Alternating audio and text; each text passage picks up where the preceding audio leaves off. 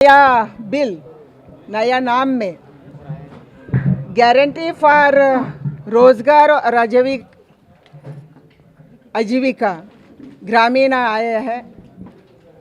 उसको बात करने के लिए मैंने आज हुबली आई हूँ। मनरेगा को एक नया दिशा दिखाने वाले ये बिल है।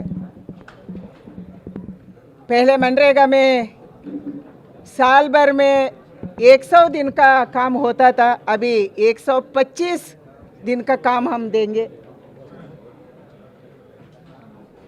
हर एक काम हर ग्राम पंचायत में, हर ग्राम सभा में चर्चा होगा। हमारा गांव को क्या चाहिए, गांव का अपेक्षा का आधार पर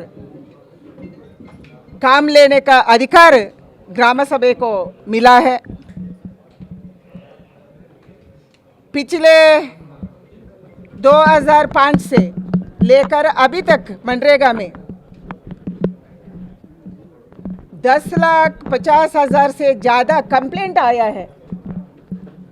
अलग अलग रीति का कंप्लेंट आया है देश को, मंत्रालय को। इसके कारण मंत्री जी ने सोचा इसको बदलना चाहिए। ग्राम सभा को हम मदद भी देना, ग्राम सभा को मजबूत भी करना,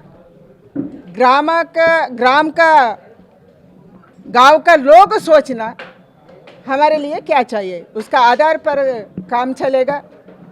यूपीए सरकार में मनरेगा को 2,13,000 करोड़ रुपया खर्चा किया था।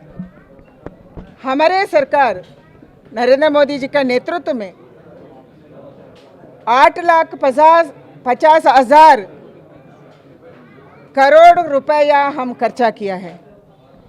टोटल मिलकर 10,50,000 से ज़्यादा केवल मनरेगा के लिए देश में खर्चा हुआ, मगर हमारा सामने गांव में कुछ विकास हुआ ऐसा नहीं दिख रहा है। इसलिए एक नया लक्ष्य लेकर हम ये योजना को लागू करेंगे, पूरा का पूरा डिजिटल करेंगे एंड हर व्यक्ति इसी में जुड़ेंगे।